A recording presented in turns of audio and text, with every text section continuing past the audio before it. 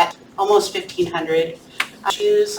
My job here is to make sure you guys understand things so that you are successful in your PA career, right? I'm not a badge holder. I'm not one of those people, you can't be like me unless you're a badass, right? So I want you all to be successful with this. And so if there's anything that you guys have issues understanding, please don't hesitate to contact me.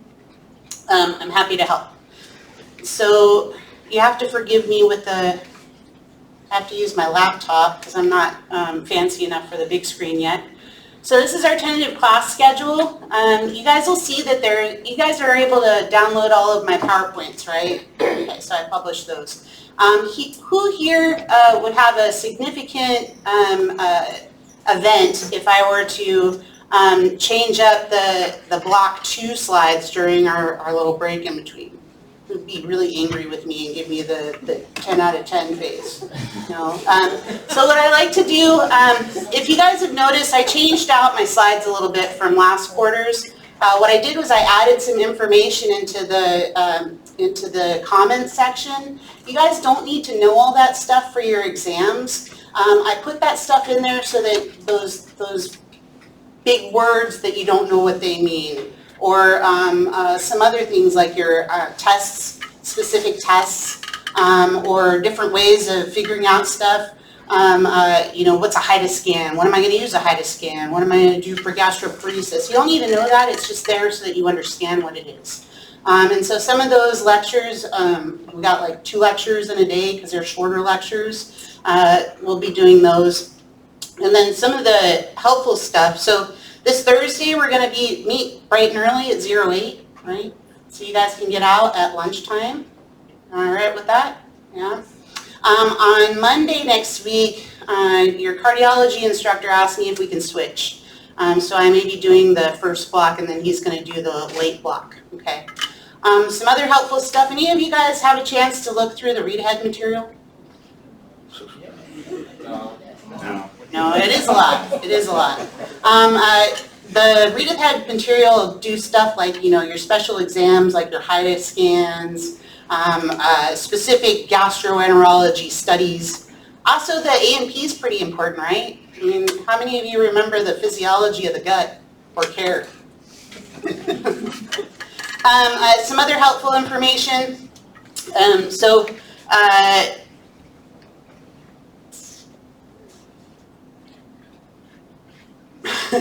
I talked about testable stuff. For each of these disease processes, knowing like that patient presentation, some of the things that would lead up or cause people to be sick, some things to identify. So 95% of what people tell us with our history and physical exam will give us a diagnosis or close to a diagnosis. Being able to recognize people that are super sick and you got to do something about or they're going to die, that's important, right? So those are all, I want you to pay special attention with that because there's some things that are pathognomonic for certain things that'll drive you. You'll be like, oh my God, that's a Virchow's node, so being able to identify those is important. Some of the GI studies are important. So, studies are expensive. You guys agree? Going to the doctor takes a long time. It takes like 6 weeks, maybe sometimes 8 weeks to get a appointment with your physician. So being able to get the appropriate studies for the appropriate thing is important as a PA. You don't want to cost other people like loads of money, right? So that's all very important. And then who to refer. And so retired Army PA, did like 10 years as an active duty PA, and then I went out into the big world. And I started seeing people that had pulmonary embolisms, some diabetes, some severe blood pressure stuff, and just sick people. Right outside of Fort Liberty, previously known as Fort Bragg, they all got the diabetes, right? They all got the sugars.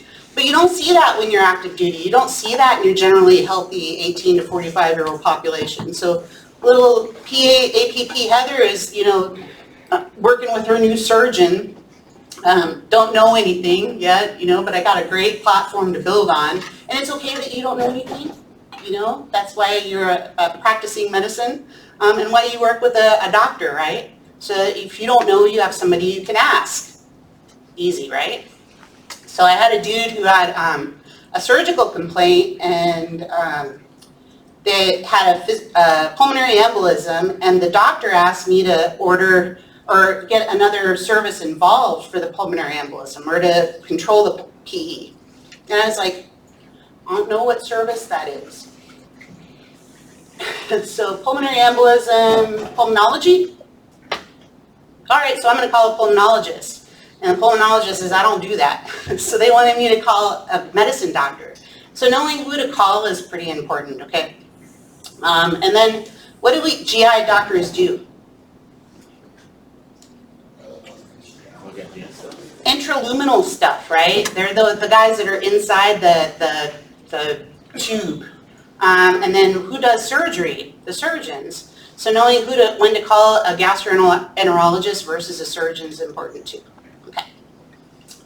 And so I got my objectives and my tasks.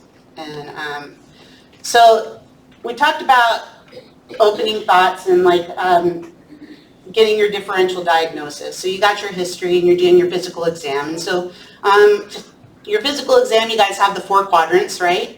And then if somebody has a belly complaint and they're talking about pain and you're doing an exam, you should probably go into the 9 quadrant, right? So it matches up pretty nicely with what organ systems are in that area. So if you have like right upper quadrant abdominal pain, you know, what are you thinking? What are your differentials?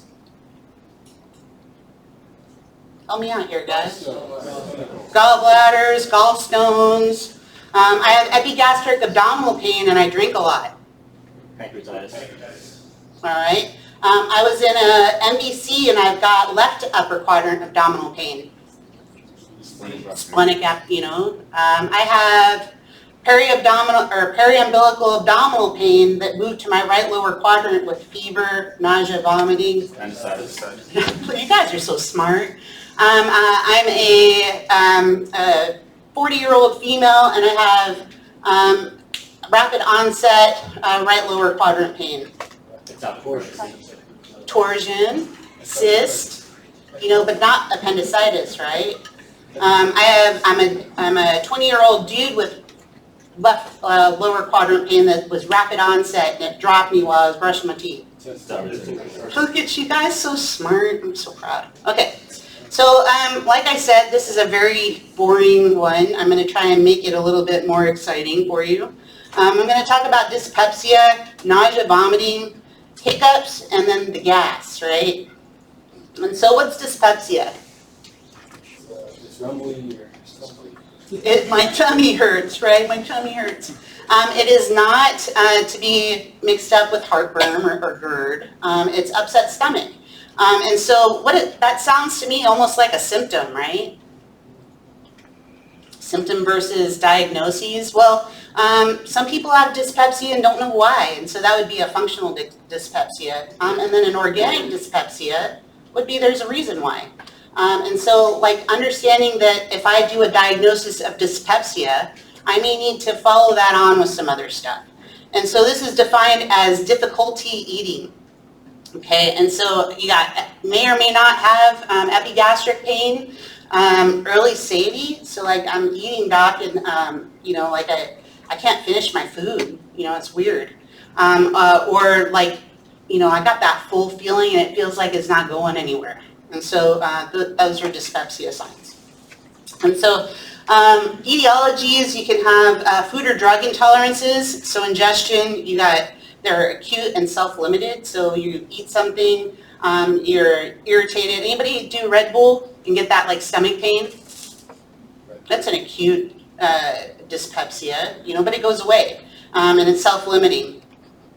Overeating and eating too quickly, like those privates, you know, and basic training, you know, where you they're usually okay with it, but if you have like an older private, they may have some issues, right? Stressed out, you know, like, man, like I got an exam, you know, coming up on Friday, and you know, like had my stomach hurts, you know, so dyspepsia. So alcohol and caffeine, yeah, irritants, right? And then some medications can cause dyspepsia. So we do a lot of prescribing of Motrin, do we not? vitamin M here, vitamin M there, right? You know, give people, I don't know what to give you, but here's some Motrin, right? And so NSAIDs can cause some gastritis or some irritation of the stomach tissue and then cause dyspepsia. So some etiologies. And so like I said, functional dyspepsia, I've ruled out everything else, and I really don't know why, but they've got, you know, some stomach pain. And then this is only clinically relevant if it's been going on for a month or longer. So that's something to kind of key in on your history and with the patient. And so I've already ruled out everything. I've done endoscopy, I've done labs. I can't find any organic etiologies, meaning it's coming from something else. So I'm going to call it dyspepsia, functional dyspepsia. And it's the most common cause of dyspepsia is functional dyspepsia, and it affects the younger people. And so it can be caused from stress, taking depression medications that can all lead up to some dyspepsia. So it's the most common cause of chronic. And then you guys talk anything about the Rome-4 criteria with your other people? So Rome-4 criteria are diagnostic criteria to meet a diagnosis. And so if you look up Rome-4, it'll have criteria to meet diagnosis for many different things. So there's a little link in the comment section of your slideshow if you want to look through it. And so one or more of the following: bothersome postprandial fullness, early satiety, epigastric pain, epigastric burning, and no evidence of structural disease. All right, so organic etiologies. So I've got some luminal GI tract dysfunction. So reflux, you know, reflux is going to cause some irritation of the stomach, right? Got a stomach ache. Peptic ulcer disease, definitely.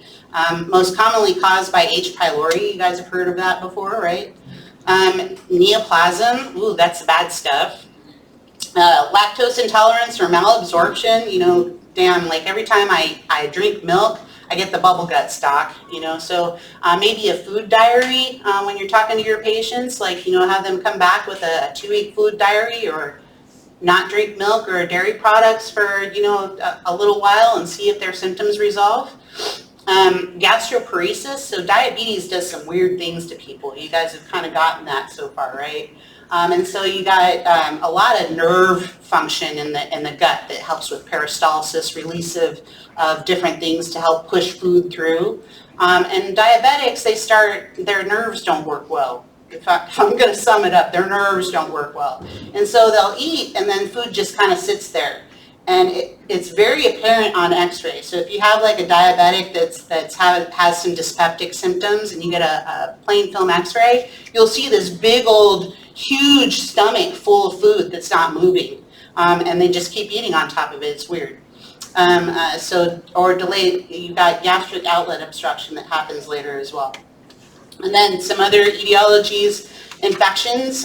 If I've got little blue on here and it's not on your slideshow, don't worry about it. It's just kind of helping you guys put things together.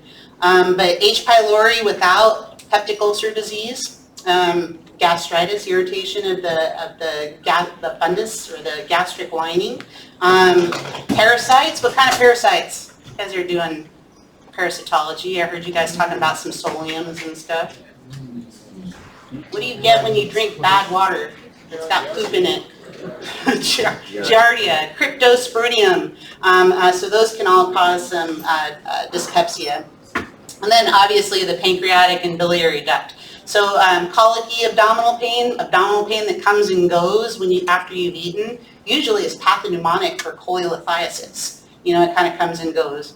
Cholecystitis, now they're getting into the infections. So they got like fevers, chills, nausea, vomiting, pain that just doesn't go away. They've got peritonitic signs. And so it hurts to eat, right? It's difficult to eat.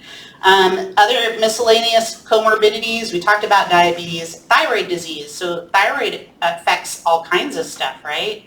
If you got hyperthyroid, stuff works faster. So you got diarrhea. If you got hypothyroid, it works slower, and so now you've got constipation. And guess what happens to most people around 50 years old?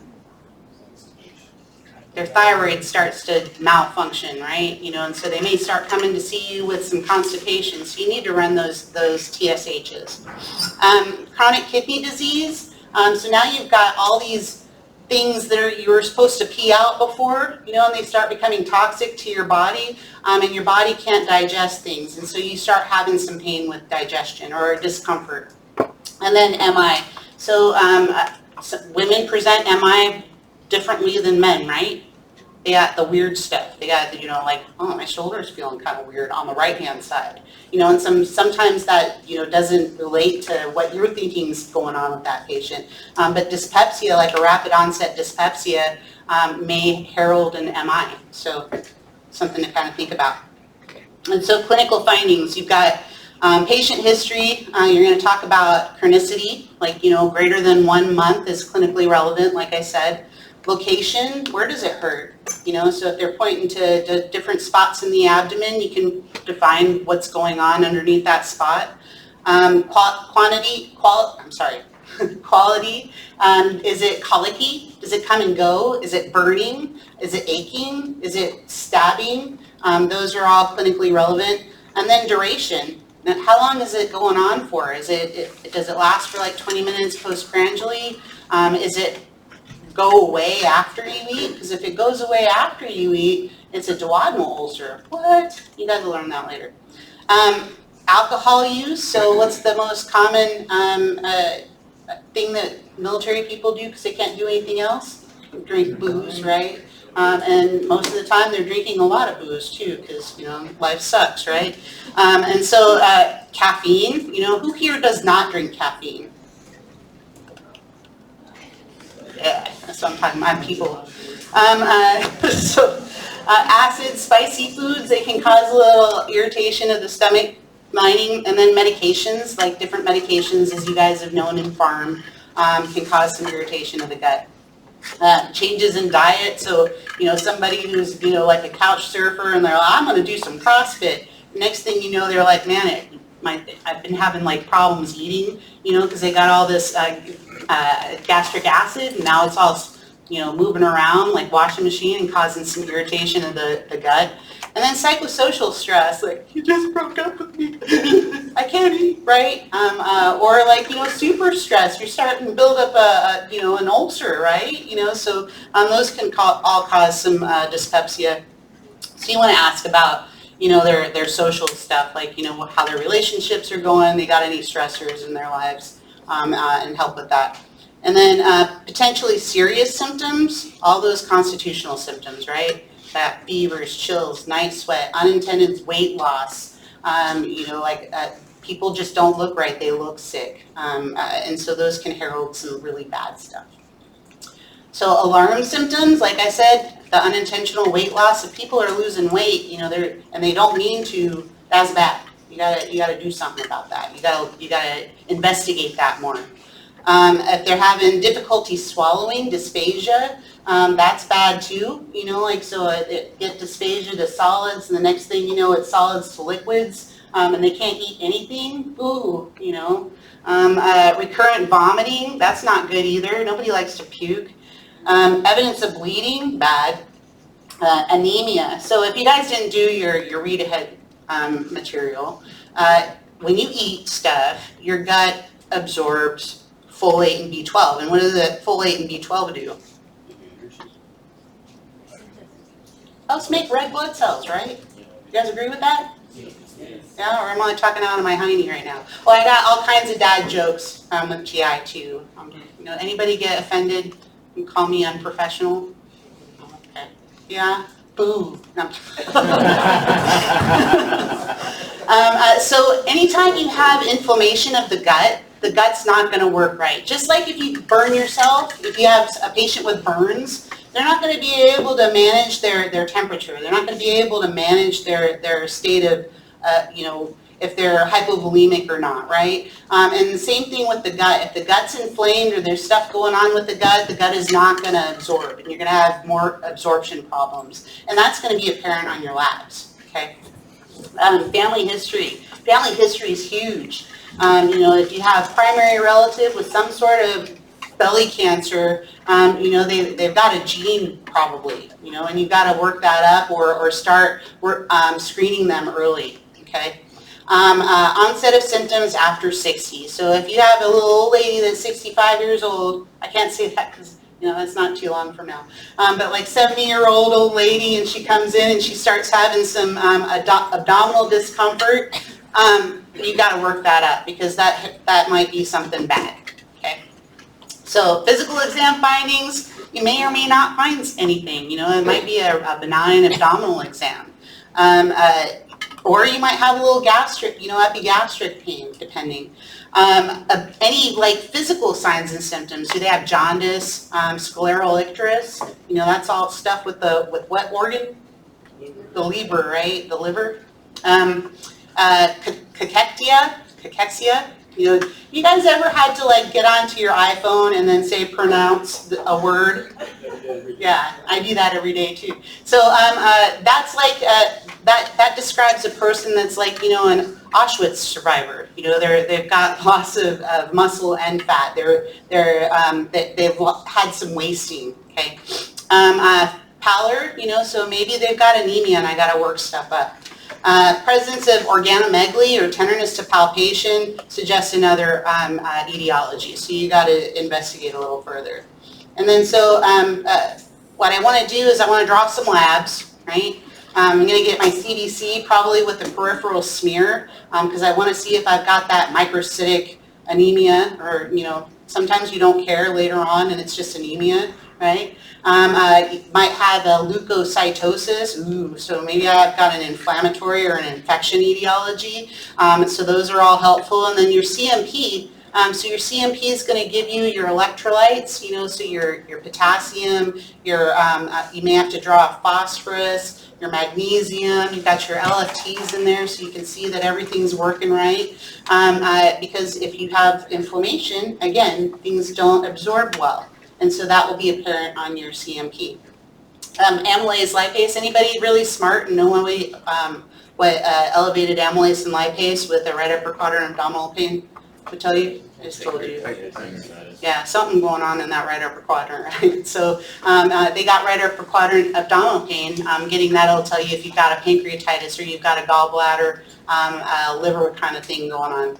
And then H. pylori testing. So anytime somebody's got gastritis or they got peptic ulcer disease, we got to rule out the H. pylori because it's pretty common. It's you know, if you've got two people who live together and one's got H. pylori, what's going to happen to the other person? They're going to get H. pylori, and so it's transmissible from, you know, eating from places that don't wash their stuff well. You know, it's very common and prevalent in Asia. So you always got to test for H. pylori, okay?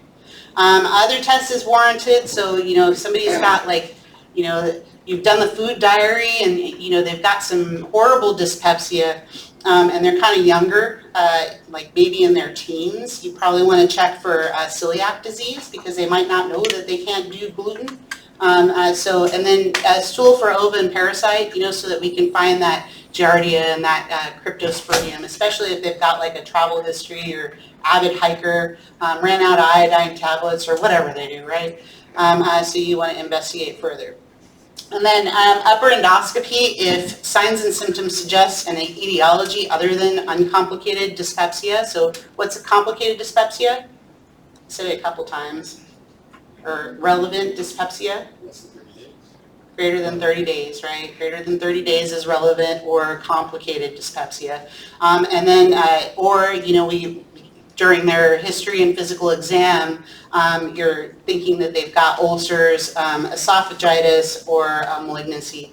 And then if I've given them a PPI because they came in with this belly pain and 4 to 6 weeks later, they're still having symptoms, I need to do an EGD. Okay, EGDs for all patients over 60. Like I said, you know, a little 72-year-old female, I like that. A little 72-year-old female with new onset dyspepsia symptoms. And then all patients with alarm symptoms. And so what's an EGD? Anybody have an EGD before? You don't remember it, do you? I like that, right? EGDs and colonoscopies, you don't remember them, you know, and your butt doesn't hurt afterwards. It's weird. So an EGD, the gastroenterologist and some surgeons will put you, like do the EGDs as well, and they'll sedate you, and then they'll get like this little cable and they'll go down there and look. They have little tools where they can get like, you know, little samples so that you can send that to pathology, or they can send it to pathology, and you just get the report unless you're a gastroenterology PA, and then you deal with all that. And they can also do some procedures in there. So if you have like a GI bleeding, they can, you know, do some cautery, they can put some clips. And so those gastroenterologists are pretty good at that stuff, but it's not something that's emergent. Something to know, if you're ever in the job or looking for a job, and you don't want to pull call, and you don't want to have patients on your service, be a gastro and a GI PA, because they're only consultants. You know, they may work in the clinic, and then you got to talk about poo all day. You know, big deal. You know, that's doable. And they make pretty decent money as well, but kind of boring, unfortunately. All right, so some differential diagnoses, and we talked about this already. So peptic ulcer disease, gastroesophageal, presbyopia is real, by the way, in case you didn't know. Gastroesophageal reflux disease, cholecystitis, choledocholithiasis, gastric or esophageal cancers, esophageal spasms, malabsorption syndromes, like I said, you know, celiac disease, any kind of inflammatory disease is going to cause a malabsorption. Pancreatic cancer or pancreatitis, inflammatory bowel disease, carbohydrate malabsorption, gastroparesis, ischemic bowel disease, that's bad too, and it's ugly, by the way, ischemic bowel disease. Intestinal parasites, irritable bowel syndrome, diabetes, DM, thyroid disease, connective tissue disorder, and medication side effects. And so what do? I'm going to initiate empiric treatment for all people that are under 60 with no alarm symptoms. And my empiric treatment is going to consist of H. pylori treatment, empiric, you know, while I can send them for a lab, but I'm going to start them on treatment. And then I'm going to put them on that PPI for 4 to 6 weeks. And so PPIs, I've got my favorite are omeprazole and pantoprazole. What are your favorites? You got any other ones? Anybody got another prazole that they like? So if it ends in prazole, it's a PPI. Okay. And so what is Helicobacter pylori? It's a gram-negative rod, resides adjacent to epithelial cells and mucosal surface and gastric pits. It is the common cause of peptic ulcer disease and most common cause of gastritis. Testing is indicated for dyspeptic patients, chronic GERD patients, and suspected or confirmed PUD patients, which are peptic ulcer disease. I hate the little acronyms, so I apologize for those. I haven't fixed them all yet.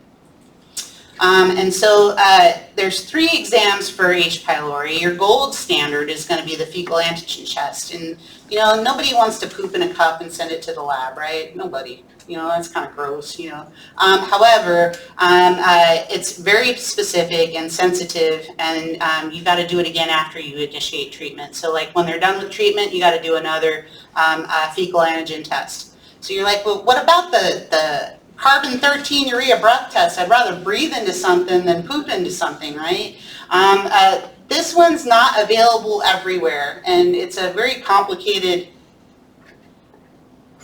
procedure. So you got to take something that's got some radiation in it, like a little pill, and then you got to wait a while, drink a little bit of water, wait a little while, drink a little bit more water, and then breathe into a balloon, and then send that balloon to the lab. And what labs have that capability to test that breath, you know, and then you get the results later.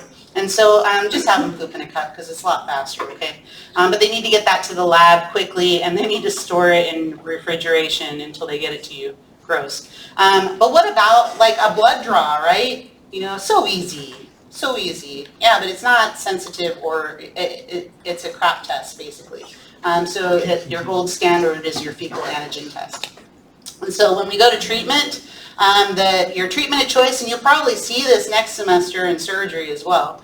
You want a PPI twice a day. You want a clarithromycin, 500 milligram PO twice a day, and amoxicillin 1 gram by mouth twice a day. And if they're penicillin allergic, you can do metronidazole 3 times a day. And if they fail that regimen for whatever reason, because patients are not, they don't like to take drugs how you tell them how to take drugs, right? Then they got to go into the quadruple therapy, and that one, I mean, look at that. So you still do your PPI twice a day, but you got to do your bismuth 4 times a day, and then you do your tetracycline 4 times a day, and then you do your metronidazole 3 times a day. How do you separate your pill packs like that? You know, that's a little complicated, right? So make sure that your patients know that they should do their 14-day treatment with their twice-a-day medications first. Because if they still have it, you got to go and do some other bad stuff, right? And then for functional dyspepsia, you know, if they're not doing well on the PPI, so, you know, some people just don't. You may need to have them do some other kind of meds. And first of all, lifestyle changes. And you guys have probably talked about this with some of your other instructors, but patients do not like to change their lifestyle. Fat people want to stay fat. You know, alcoholics want to stay alcoholics. They don't want to make the change, and so they'd rather take a pill than initiate change. And so that's the hardest part of medicine is in educating people so that they change things for their health, right? So discontinuing the alcohol and the caffeine, boo, right? Eating smaller meals, you know, boo. You know, let's see, no spicy foods, boo. Keeping a food diary, damn, I got to do some homework too. And this can able to identify some foods that are causing some irritation. And then your pharmacotherapy, limited efficacy on the PPIs, so with those functional dudes. But you can try it for 4 to 6 weeks or 4 to 8 weeks and see how they do. And if they're still having problems, you can start them on a tricyclic antidepressant. So desipramide or nortriptyline are often helpful because they help with this little spasmodic stomach thing that they got going on. The SSRIs do not help. Who else has belly pain? You guys do psych already? Yeah, so like, you know, you got the people who are depressed, you know, and they tend to get belly pain, so that's dyspepsia, you know, and putting them on a tricyclic antidepressant can help. Some prokinetics, so you've got the metoclopramide, so I gotta get on my Google Translator pronunciator. This decreases gastric emptying times, and so the problem with that is you can't use it for long term because you got this tardive dyskinesia, so people start walking funny and looking funny, right? And so you can't do that for long term. And then you got psychotherapy or cognitive behavioral therapy, and in your slides it says CBT, and I had to look up what the hell CBT was, so that's what that is. Any questions about the dyspepsia? Ma'am? Yes? 2 questions for you. With regards to the H. pylori treatment and moving forward for SIGs, do you care about dosaging and or how that medication's? Not really. You know, do I remember the dosing for everything? Not usually. I usually have to look things up because, you know, I've only got so many brain cells that I can, you know, give to being a PA, right? And so, like, my dosing, you know, as long as I know the medications that I'm going to give, I've got a little guide that I can look up. You guys do the EM, they've got, like, the EMR for antimicrobials. It's a tiny little book that's like $38, but man, it's money. And it tells you, you know, all the antibiotics, your first line choice for stuff like UTIs. You know, what do you do for, like, you know, STIs, pneumonia, community acquired. So it gives you all that stuff. So I don't care about the specific doses, no.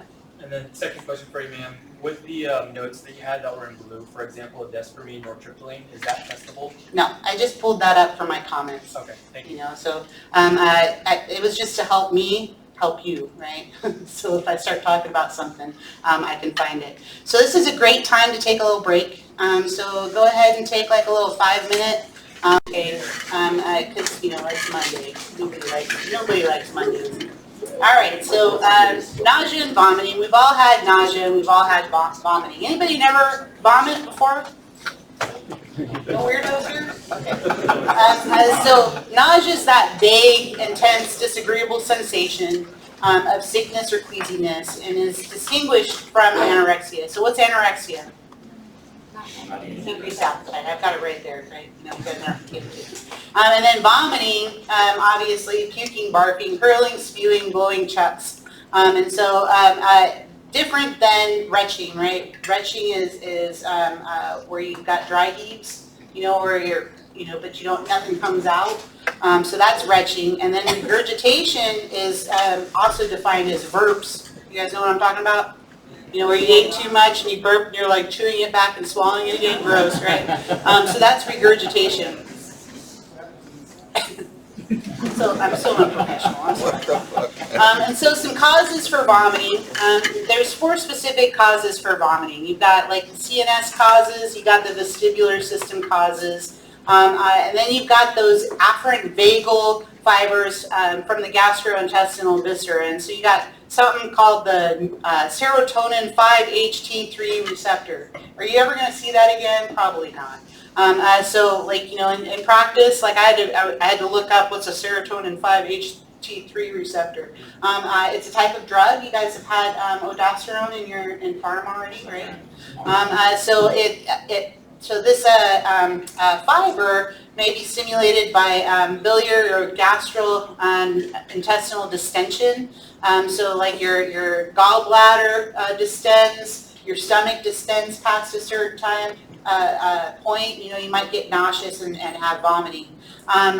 From a trauma standpoint, so I've got a trauma and general surgery background, just so you know. I don't want to pontificate on all the cool things that I've done in my past. But for eyeball trauma, you always give people like an antiemetic because there's that vagal nerve, you know, has the direct from like eyeball trauma to your gut, makes you want to throw up. And if you throw up, you're increasing pressure and then you're squirting stuff out of your eyeball and it's just gross. So some Zofran for you, some for me, right? You know.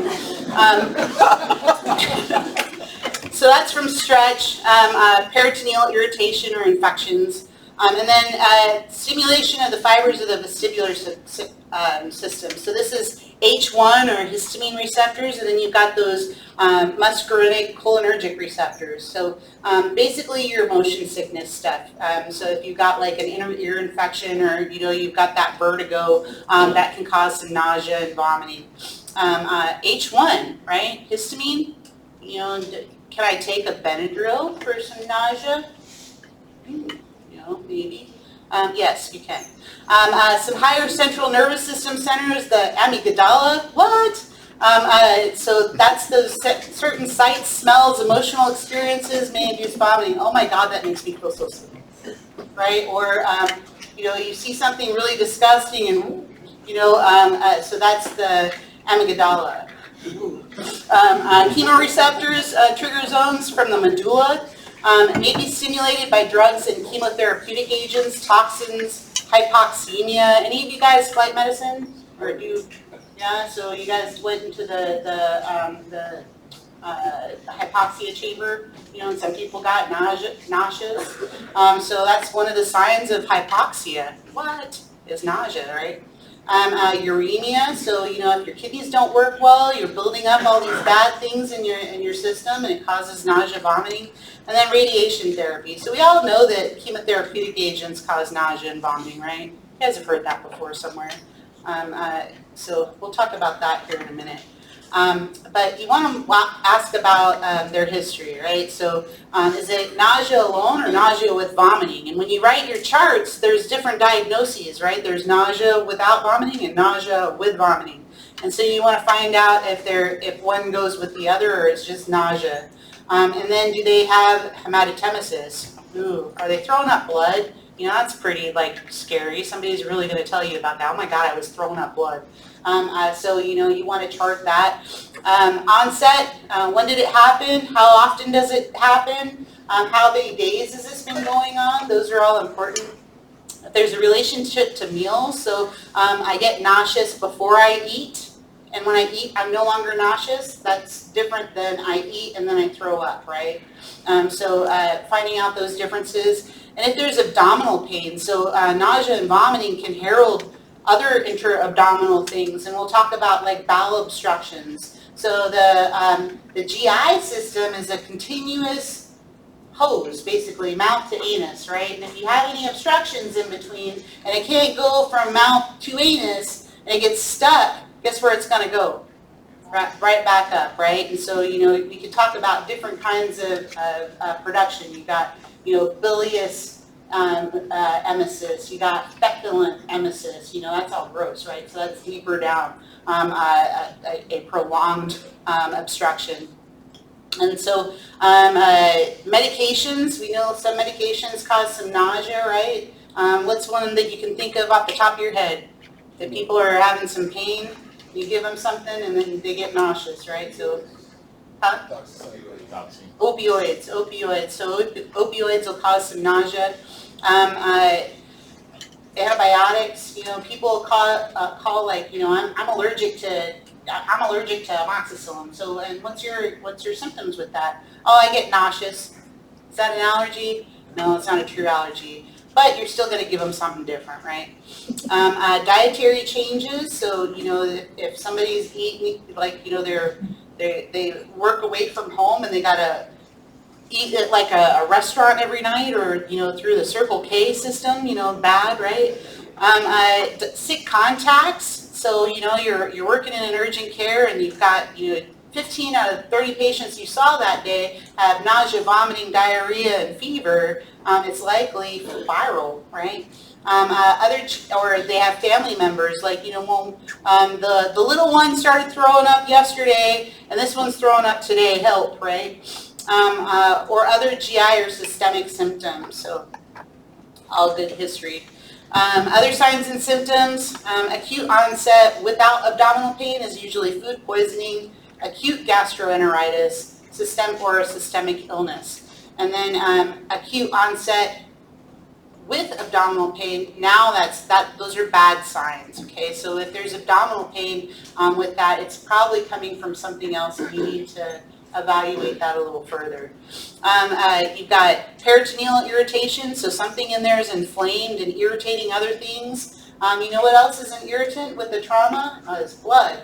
So if somebody's got some belly pain after an MBC with like airbag, and they've got, some intra-abdominal bleeding, they'll have some abdominal pain because, that blood will be irritating things, so it'll cause some peritonitis. Also, obviously, infection and perforation and all the other things. Acute obstruction, we talked about that. Gastroparesis, again, those diabetics that stuff doesn't move. Early morning vomiting, your morning sickness, right? It's common in pregnancy. And the reason for it, you guys will learn this all more next semester because I'm not going to double into the OB-GYN arena. But for rapid elevation in HCG levels causes nausea with vomiting. And so can you imagine that being worse with like twins and triplets? Yeah, so you want to be careful with that. And then you want to observe for signs of dehydration. So dry mucous membranes, skin turgor, so if you got the tenting of the skin, that's all bad signs. They're dehydrated. And then you got the orthostatic hypotension or the tilts. Any of you guys done tilts before? I bet you've all done them wrong too. And so, because I've always done them wrong.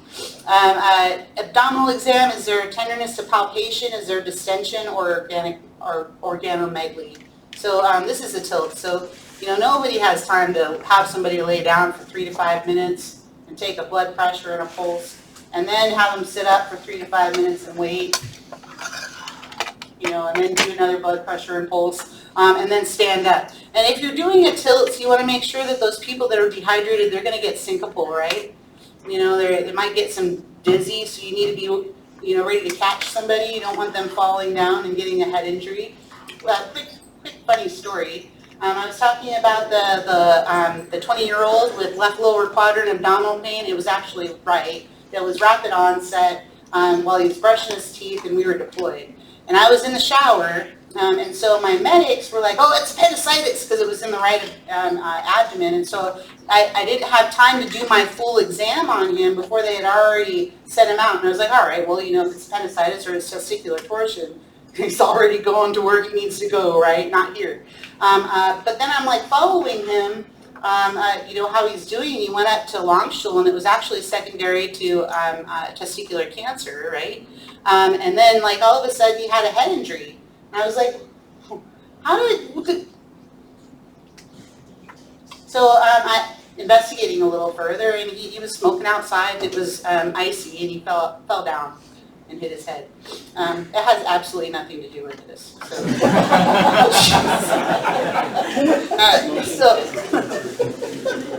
How do you interpret those tilts? So a decline of greater than 20 millimeters of mercury in systolic blood pressure, or greater than 10 millimeters of in diastolic blood pressure after 3 minutes of standing equals orthostatic hypotension. I usually do the heart rate method. So, you know, if they've got an elevation in their heart rate from positional change, I can already tell that they're probably fluid low. There's another way of doing this, and I've got a little video, and I can show it at the end because I don't want to waste all of your time. I know you guys want to get the hell out of here, right? But you can determine somebody's fluid status with an ultrasound. And so since you guys are all using ultrasound now, you check the IVC, and so you put the probe right at the epigastric abdomen and you find the IVC, and if it's compressible more than 30%, they're fluid low and they need some fluids. And I've got a little video of that. I'll show that at the end. Further workup, you know, it's not always indicated, right? Somebody comes to your clinic, you're in an urgent care or family practice, and they've got like 2 days of, you know, like gastrointestinal symptoms, or like gastroenteritis symptoms, nausea, vomiting, diarrhea, you know, fever that went away. You're probably not going to do labs, right? But if it's prolonged, you know, they've had some nausea, vomiting, you know, they're throwing up like 10, 12 times a day, and they can't eat anything, they can't drink anything. I definitely want to check some labs and make sure that their electrolytes aren't down. And so CBC, I'll get, you know, I'll tell me if there's an infection going on, or maybe like, you know, I could do a CRP, maybe there's an inflammatory response. BMP, CMP, so so you're in a hospital setting and you've got a patient that's got an NG tube in, you know, and you're sucking up all their stomach contents. You check their labs daily, and their potassium and their sodium, their potassium and their phosphorus and their magnesium start trending down. Because every time you suck out some of their stomach content, you're pulling out all their electrolytes as well. And then if you're pulling out all of their hydrogen ions, what's happening to that patient? They're becoming alkalotic, right? Oh my God, it all kind of like ties in. What? It all ties in together. So you want to check that so that you can replete your potassiums. You can make sure that you're not putting them in a bad way, right? So you check their labs, and then always HCG on your breeding age females, right? What do you guys say on breeding age females? Making stuff up now. Radiographs. So also not always indicated. But if you've got some focal tenderness, you've got abdominal pain, you've got some other things going on, you know, a plain film or upright film, you can see some air underneath the diaphragm, you know, if they've got a perforation. You can see, like, you know, toxic megacolon. I wish I had a better voice for that. But you can see different things that can also cause nausea and vomiting. So, you know, it's a symptom of other diseases. CT of abdomen. So you guys do ortho, right? When do you do an MRI on a joint? When you what? Okay, well, you know, if I'm going to go send them to an orthopedic surgeon, right, I need to find out. So if they're going to go to surgery, you get the study, right? So same thing with the abdomen. If I think that they've got a surgical abdomen, I'm going to get a belly CT and find out what's going on. And usually you do those with oral and IV contrast, because that shows you stuff going on inside the abdomen. And again, like, this is just kind of introductory. We'll go into more things and it'll become more apparent later. Okay, so some complications: dehydration, aspiration's bad, right? Aspiration pneumonia. They start getting some pneumonia from aspirate. You know, that's a long-term antibiotic course. Hypokalemia, again, you always want to check your electrolytes and replete them as needed. We talked about metabolic alkalosis. acute kidney injury like pre-renal. So you know, if you don't have enough volume, where does the volume shut down first? To the kidneys, right? And so you start getting kidney injury because you don't have enough volume. And that you can find on the CMP as well. Borhave syndrome, a ruptured esophagus. And so if you've got a ruptured esophagus and you have somebody who's got respiratory distress and you get an x-ray and you see fluid in their chest from a ruptured esophagus, their mortality rate goes down to goes up to like 90% mortality rate because you get gastric contents in the chest. Gross, right? And so that causes them to die off faster. So you got to rule that out. Mallory-Weiss tear, so that's bleeding secondary to a mucosal tear at the JE junction or the gastroesophageal junction, and that they can bleed a lot with that, and so they can actually bleed out, and so they're at risk for death as well. And so some treatments, you know, like in your history, can they tolerate fluids? You know, that's a big question, right? If they're just throwing up food, that's cool. If they can sip water, you know, it's better to give them oral rehydration than like an IV hydration initially. Water's best, right? But some people who here cannot drink like regular water and has to like put an additive. Because they're all so healthy, right? But some people can't stand drinking water, and so they got to do some Crystal Light or whatever. So they can use half a Gatorade. But I recommend for like the nausea, vomiting, and diarrhea people, Gatorades without like the zero Gatorade has a lot of sugar and can make things worse. So I would do like a Pedialyte instead, you know, because it's got like a more of your electrolytes that you need. Ginger ale, you know, that's a great hangover relief, right? Some seltzers, anything that's bubbly kind of helps with the nausea. And then you've got like the oral rehydration salts. Any of you guys tried those? They're disgusting. But you know, if you're dehydrated, you guys know like you've got like you're dehydrated, you start getting the muscle cramps, and then you start going to heat exhaustion, heat stroke. We all know this. You guys have to do annual training. With this. But so if they start going in with muscle cramps, you know, they're down their electrolytes or their sodium, so you got to replete that.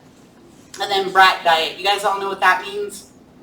So bananas, rice, applesauce, toast, and then you can probably even call it brats right now. So there's a bunch of brats, right? And the S is for soups. So things that aren't creamy or aren't hard to digest.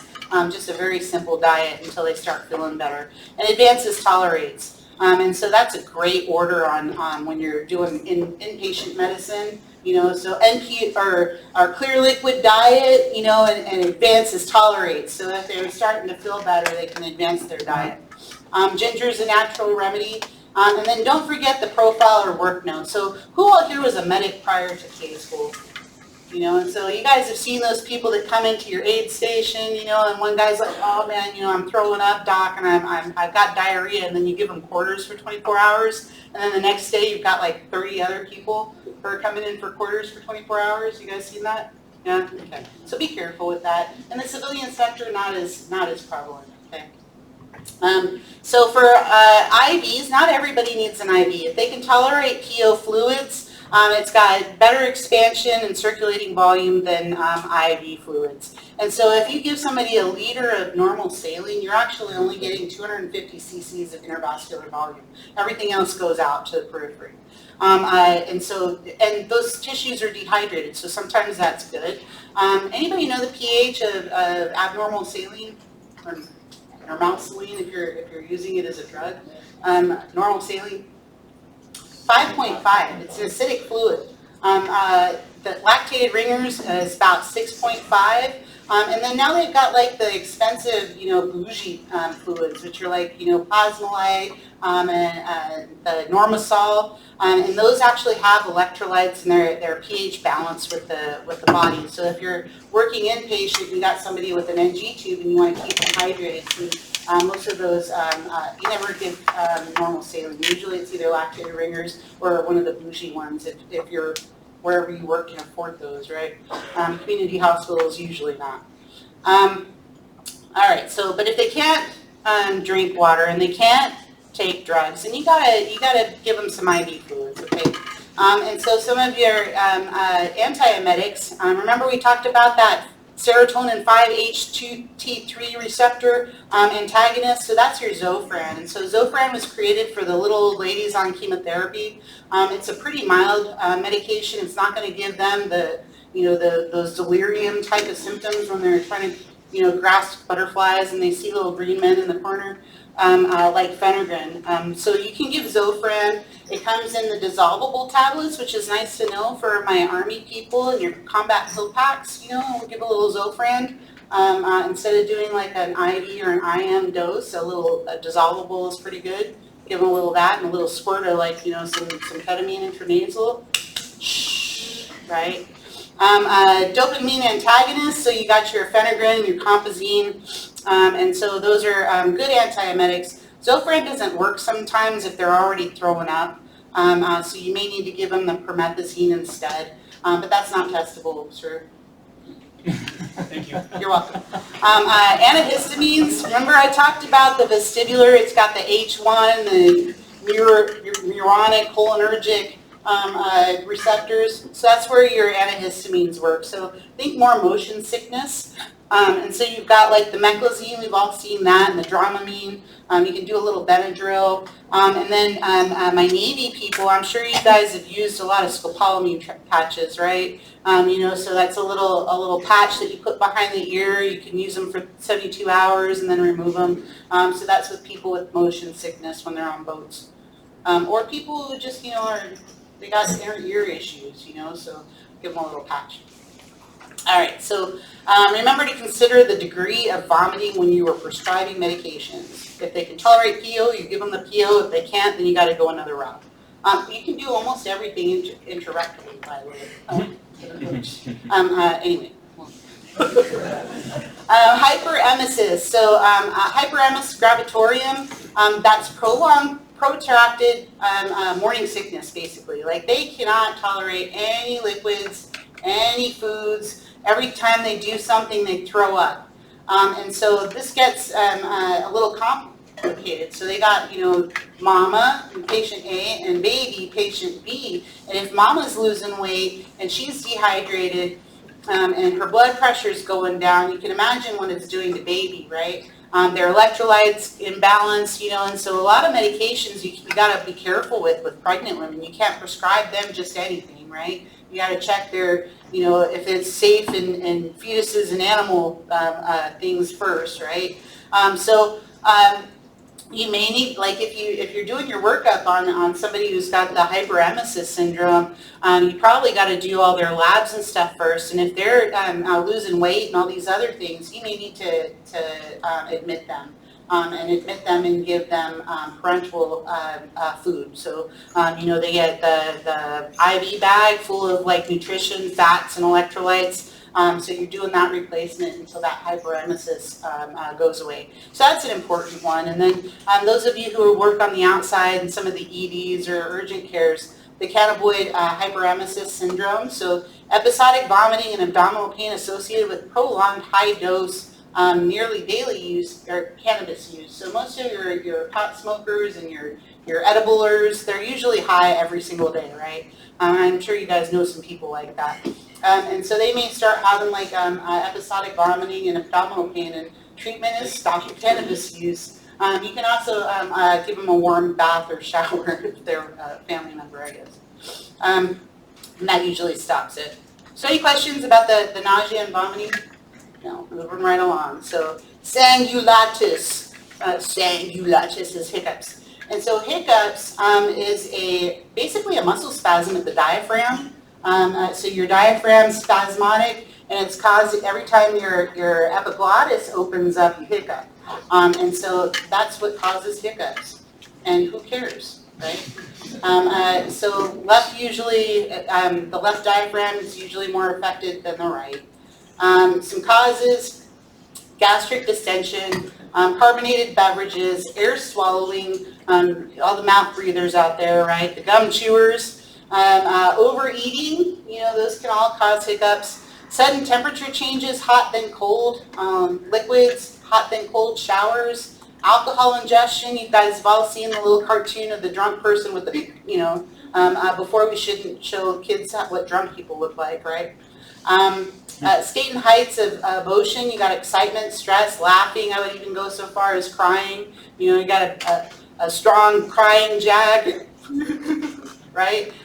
Those can all cause hiccups because you're gasping for air and you're irritating things and causing that diaphragm irritation. So persistent hiccups may be a sign of serious underlying condition. So I recently saw a 15-year-old dude in the urgent care, and he had hiccups for about a month. And so, like, I can't just send him home with some Tegradol and be like, okay, done.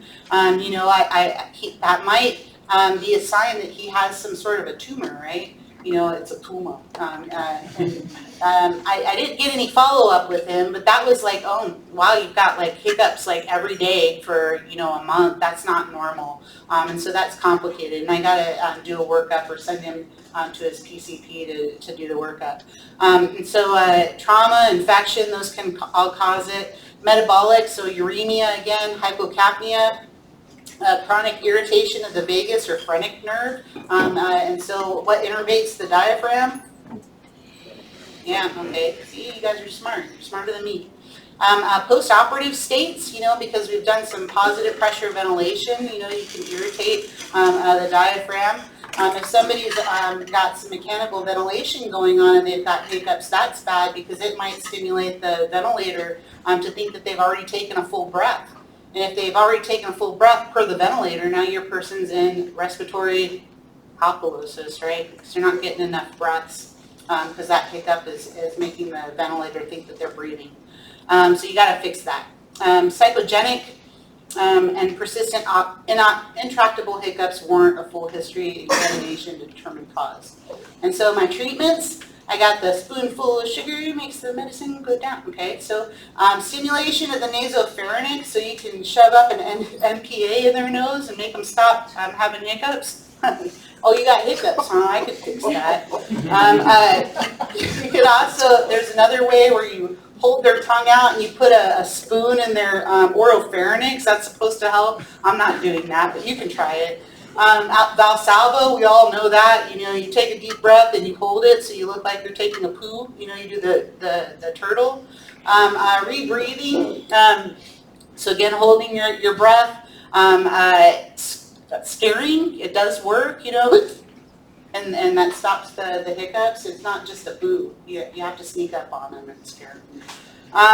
Relief of gastric distension if present. So again, if I've got this big old full belly and I'm a hospital patient, that's going to irritate my hemidiaphragm and cause hiccups. You know, so if I decompress that stomach, that'll help out, especially with those ventilated patients. And then Tegradol. That's the prescribed treatment. So any questions about that? No. Moving on. So gastrointestinal gas, the fun one, right? Eructation, that's how it's pronounced. Eructation, which is belching. Involuntary or voluntary release of gas from stomach or esophagus. And so a belch that tastes like what you ate comes from the stomach, and then the other ones are all esophageal belches. And so sometimes that can become symptomatic, like, you know, somebody's like, man, like, you know, I'm belching like for the last week, like, you know, multiple times a day, and it's not associated with eating. You may need to do further workup on that. But that's usually the only time you got to work it up. Gastric distension results in a transient lower esophageal sphincter relaxation. And it's due to aerophagia, so air swallowing. So somebody who's on a new CPAP machine, they may have significant burping issues. And then flatus or farting or passing gas. It's gas in the intestinal tract pass through the anus, we know this. Two sources, swallowing air or bacterial fermentation of undigested carbohydrates. So somebody who's super gassy, when they eat carbohydrates, they may have a malabsorption problem. Ooh, look, it's all kind of gonna come together later, I promise. Contains numerous gases to include oxygen, nitrogen, hydrogen, carbon dioxide, hydrogen sulfide, ammonia, and methane. And no, I'm not going to ask you which gases make the flatus smell bad. But that, the hydrogen, sulfide, ammonia, and methane, just FYI, or for your general information, if you cared. So the workup and treatment, you want to investigate for potential malabsorption syndromes, like I said.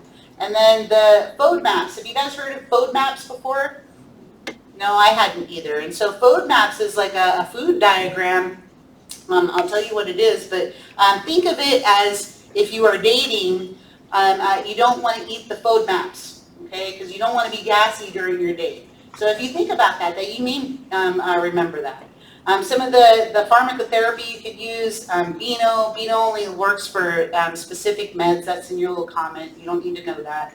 You guys have heard of Lactaid, right? You know, if you're lactose intolerant, Lactaid sometimes helps. And then we use simethicone sometimes inpatient, but it's not very helpful, so it doesn't work all the time.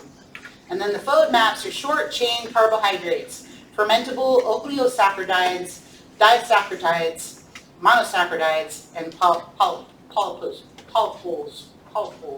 So you got the ones, the twos, and the multiples, right? And so lactose dairy products cause gas, fructose, fruits, corn syrups, and some sweeteners. The polypoles are stone fruits, mushrooms, and some sweeteners, and then fructans, legumes, cuneiforms, vegetables, pastas, and whole grains. And if you really want to dig into them, there they are. Do you need to know everything and what they fall under, like excessive fructose and what those look like? For me, no. I'm not going to ask you to remember, what the different categories are and what's all involved with each one of them. But just for your FYI and for your patient, you can pull up a little map for that. If they're talking about they've got the bubble guts all the time, they don't know what's going on. Food diaries, and then you're going to do elimination diets, okay? And so the one elimination diet for that, and then the other one would be like lactose, or for your celiacs, you've got the people who can't eat what? And guess what? I'm all done. You guys have any questions? Oh, thank you.